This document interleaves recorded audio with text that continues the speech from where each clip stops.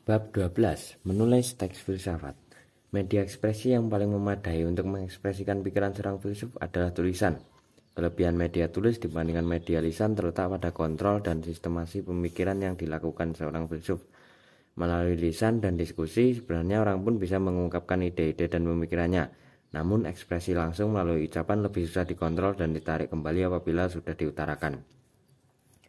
Lisan juga rentan terhadap mispersepsi, sementara tulisan biasanya disusun secara lebih tertib dan sistematik, sehingga orang lain lebih mudah menangkap maksud dan ide yang diutarakan. Di samping itu, tulisan juga mudah direvisi dan dievaluasi ulang oleh penulisnya sendiri, karena hasil ekspresi ide-idenya masih tersimpan dalam tulisan. Berbeda dengan pengutaraan melalui lisan yang hilang begitu momen pengutaraan itu selesai. Meskipun demikian, membuat satu naskah atau teks filsafat tidak sama dengan membuat tulisan biasa. Karakter filsafat yang radikal, sistematis, dan reflektif menuntut tulisan filsafat pun dituntut memiliki karakter yang sama. Karena sifat radikal yang dimilikinya, seringkali tulisan filsafat dipandang membingungkan dan menyusahkan orang lain. Disinilah kiranya diperlukan strategi-strategi khusus dalam memproduksi satu tulisan yang sifatnya filosofis. Beberapa uraian di bawah ini mungkin akan membantu kita dalam memproduksi satu teks filsafat. Pertama, kita harus memiliki wawasan yang banyak dan mendalam.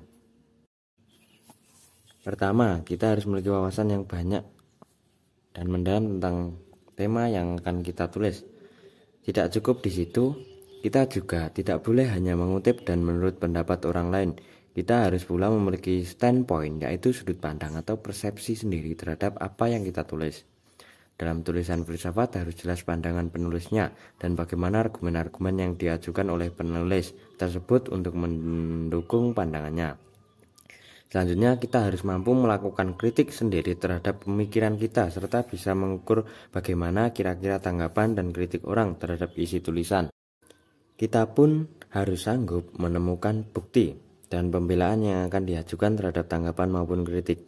Kita harus mampu membuat semacam counter objection, yaitu bantahan terhadap keberatan yang mungkin dilontarkan orang terhadap ide-ide yang kita ajukan. Meskipun demikian, kita tidak boleh terjebak dan berhenti di titik ini. Kita harus terus menulis dan mengungkapkan ide-ide yang ingin kita sampaikan.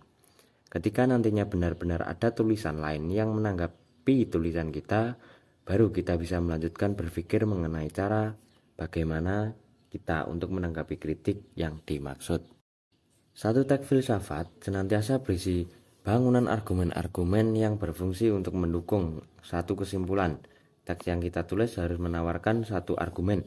Teks filsafat tidak bisa melalui berisi opini-opini tanpa argumen. Teks filsafat juga tidak hanya berisi informasi pandangan para filsuf tentang tema yang sedang dibahas. Seorang filsuf harus mempertahankan klaim-klaim yang ia utarakan dan mengajukan alasan-alasan yang meyakinkan atas kebenaran klaim-klaim tersebut. Kita tidak bisa hanya menulis pendapatku adalah P, namun kita harus menulis pendapatku adalah P. Karena atau menurutku hal-hal berikut merupakan bukti yang meyakinkan untuk P.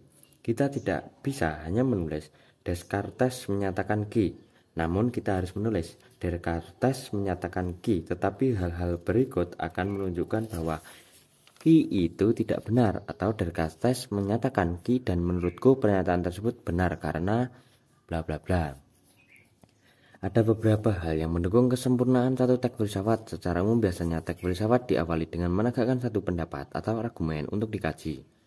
Lalu dilakukanlah salah satu dari hal-hal berikut. Yang pertama, mengkritisi argumen tersebut atau menunjukkan bahwa argumen tersebut tidaklah tepat. 2. Mempertahankan argumen atau pandangan tersebut dengan menghadapi kritik dari orang lain. 3. Mengajukan alasan-alasan agar pendapat yang dimaksud bisa diterima. 4. Mengajukan satu counterclaim untuk pendapat yang dimaksud. 5. Menguji kekuatan dan kelemahan dua pendapat yang berseberangan tentang tema yang dibahas.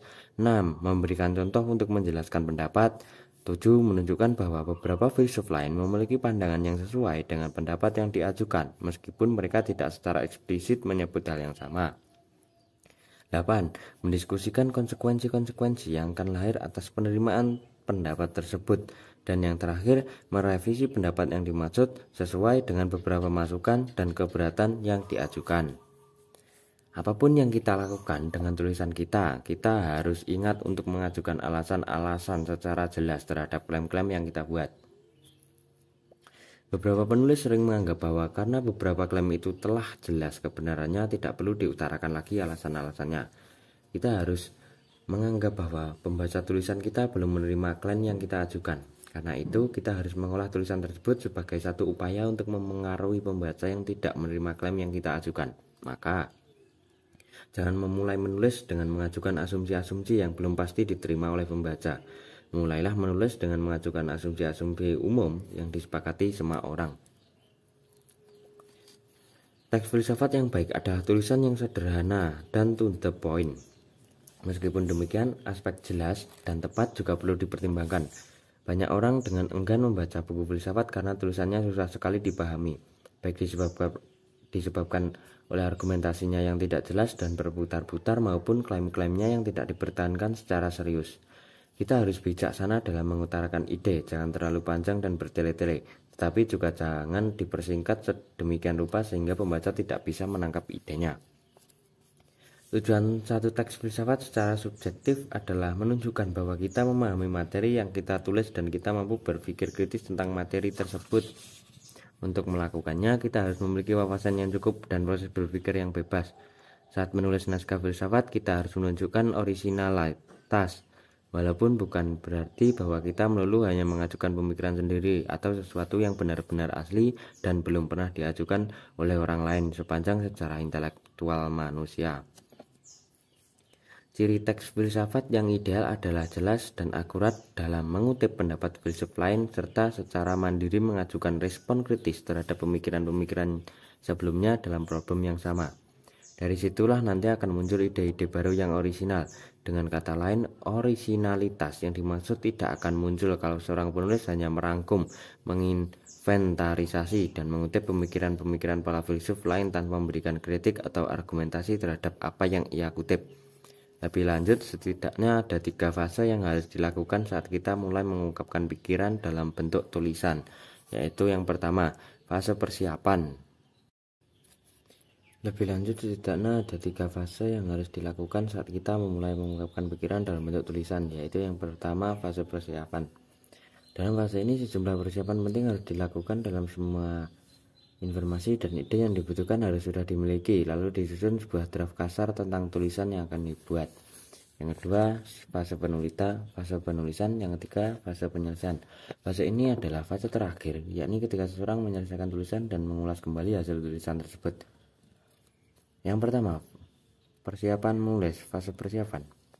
Dalam fase ini, sejumlah hal harus dipersiapkan dan dicermati kelengkapannya, karena fase ini akan menentukan seperti apa format, isi, dan kualitas tulisan. Beberapa hal yang perlu diperhatikan antara lain yang pertama, pertanyaan-pertanyaan seputar materi tulisan. Apakah kita sudah memahami konsep kunci dalam tulisan yang akan kita buat? Apabila jawabannya belum, kita harus segera mencarinya. Caranya bisa dengan melakukan pencarian di dalam kamus, ensiklopedia, atau buku-buku yang relevan. Selain itu, bisa juga dengan bertanya kepada orang yang dianggap ahli dalam bidang yang dimaksud. B. Apakah tujuan dan target dari tulisan kita sudah jelas? Apakah tujuan dari tulisan kita adalah untuk menginformasikan sesuatu yang baru, mengkritisi, menganalisis permasalahan dari perspektif kita, atau mendukung pandangan tertentu? C. Tipe tulisan seperti apa yang kita inginkan? Apakah sekedar ulasan, diskusi, analisis, pembuktian hipotesis, atau menguji ulang kesimpulan?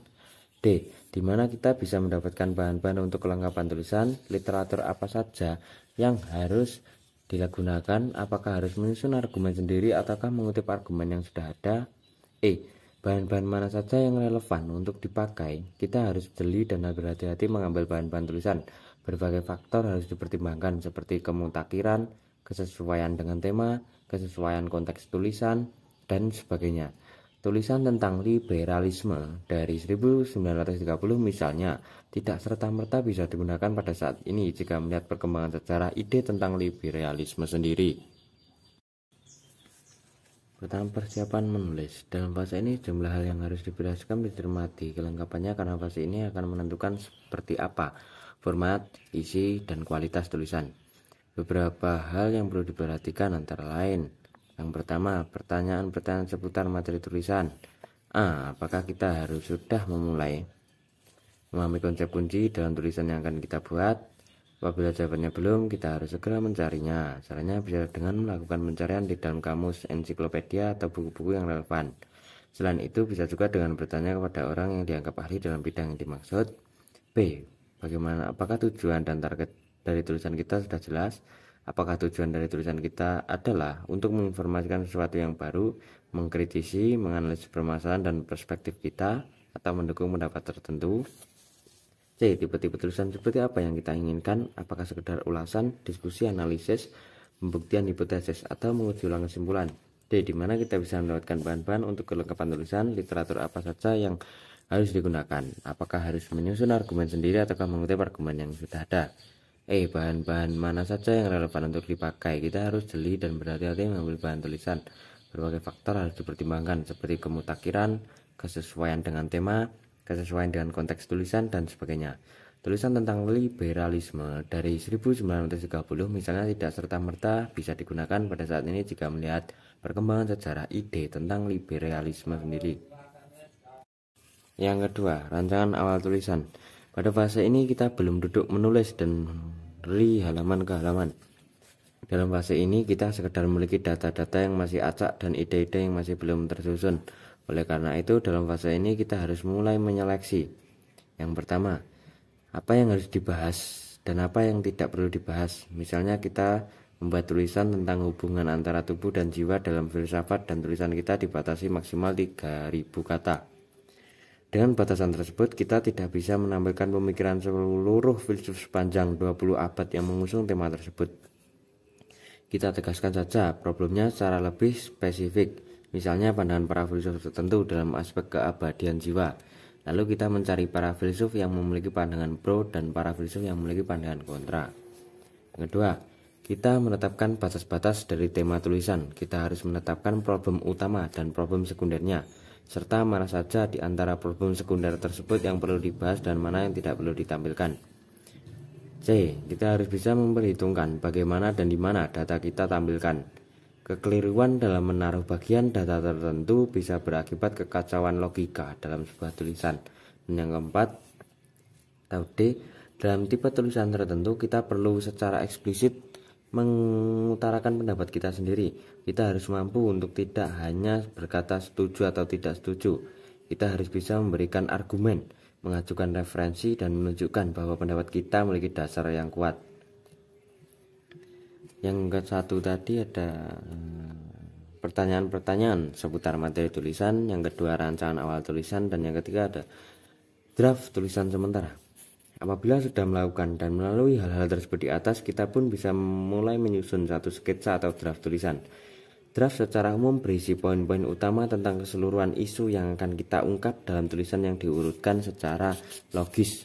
Setiap poin utama dalam draft dapat kita beri sebuah tanda atau uraian singkat tentang ide apa saja yang akan diungkapkan. Setelah draft sementara selesai, kita harus mengulasnya kembali, baik dalam hal ketepatan urutan poin-poin yang dimaksud maupun dalam organisasi pemikiran yang akan disampaikan. Setelah semuanya relevan dan sesuai, kita bisa menulis. Yang selanjutnya yaitu menyusun tulisan.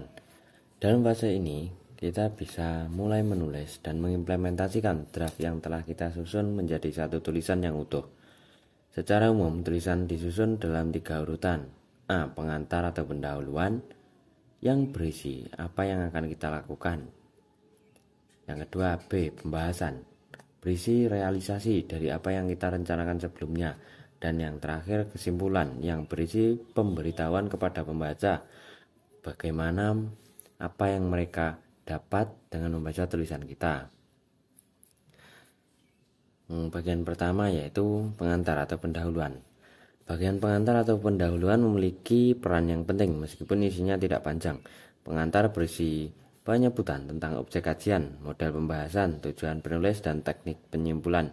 Hal yang harus diungkap secara tegas dalam pendahuluan adalah problem yang menjadi objek kajian dan model pembahasan yang akan digunakan. Contohnya, Dalam tulisan ini, pandangan Plato tentang X akan dibahas. Untuk membahas pandangan tersebut, pendapat Plato tentang Y akan diulas terlebih dahulu. Kemudian pemikiran Plato tentang Z juga akan dijelaskan. Dalam kesimpulan nantinya akan dibuktikan bagaimana Y dan Z saling berhubungan sehingga membuat X menjadi masuk akal. Bagian pengantar atau pendahuluan dalam tulisan sangat penting. Perhatian dan ketertarikan pembaca akan muncul dari bagian pengantar atau pendahuluan. Melalui pengantar atau pendahuluan inilah pembaca menjadi tahu apa yang bisa mereka temukan dalam tulisan.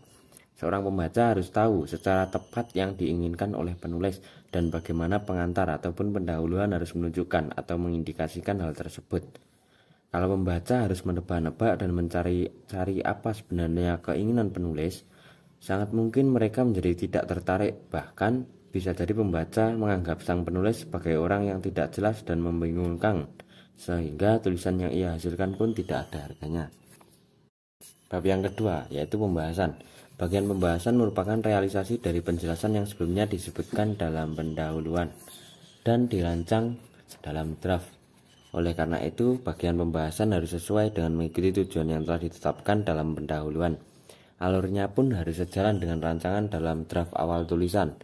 Untuk memudahkan pemahaman pembaca, bagian pembahasan biasanya dipecah-pecah ke dalam subjudul. Kunci dari tulisan pembahasan adalah kelengkapan data, konsistensi tujuan, dan kesesuaian dalam draft awal. Dan yang bab terakhir yaitu kesimpulan. Bagian kesimpulan berisi pemberitahuan kepada pembaca tentang tujuan akhir dari semua bagian tulisan yang dipaparkan sebelumnya. Kesimpulan dapat berbentuk jawaban terhadap permasalahan yang disebutkan di bagian awal tulisan. Kesimpulan juga bisa berbentuk rangkuman atau penegasan dari kesimpulan-kesimpulan pokok yang dihasilkan oleh berbagai argumen dalam bagian pembahasan.